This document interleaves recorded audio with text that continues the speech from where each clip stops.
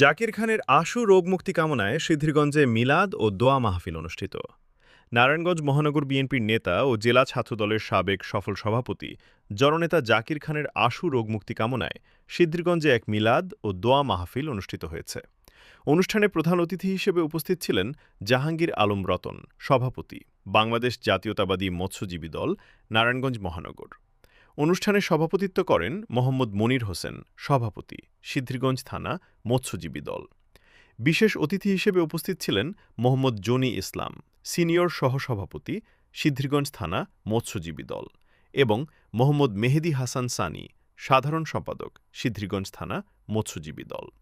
এছাড়া উপস্থিত ছিলেন মোহাম্মদ জনি, সাংগঠনিক সম্পাদক, সিদ্ধিরগঞ্জ থানা মৎস্যজীবী দল, মোহাম্মদ অনিক মাহমুদ, সহসভাপতি, সিদ্ধিরগঞ্জ থানা মৎস্যজীবী দল। এবং এই দোয়া মাহফিলে আমন্ত্রিত অতিথি হিসেবে ছিলেন মোহাম্মদ ইমরান, সহ সাংগঠনিক সম্পাদক, সিদ্ধিরগঞ্জ থানা তাঁতি দল। দোয়া মাহফিলে উপস্থিত নেতাকর্মীরা জননেতা জাকির খানের দ্রুত সুস্থতা ও দীর্ঘায়ু কামনা করে মহান আল্লাহর দরবারে বিশেষ মোনাজাত করেন।